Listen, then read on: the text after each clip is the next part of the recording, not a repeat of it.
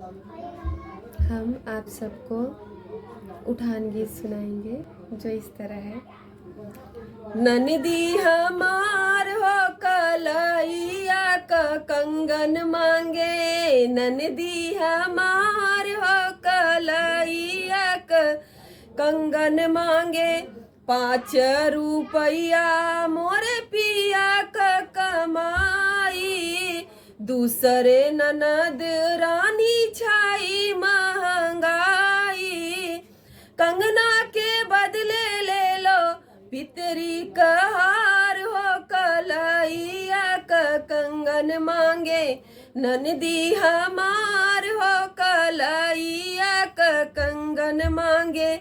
20 रुपया मोरे जेठ की कमाई, कजरा लगाई ले लो 1 रुपया। लूटन आई हमें ननद छिनार हो कलैया का कंगन मांगे, ननदी हमार हो कलैया का कंगन मांगे।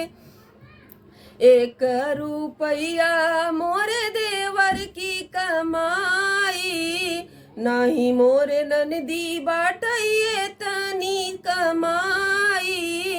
तोहरे बलम खुद बाटे जिलेदार हो कलैया का कंगन मांगे, ननदी हमार हो कलैया का कंगन मांगे। मन मोरी ननदी रानी हमारा कहनवा, ओही दिन पूरा करबै तोहरा यार मनवा।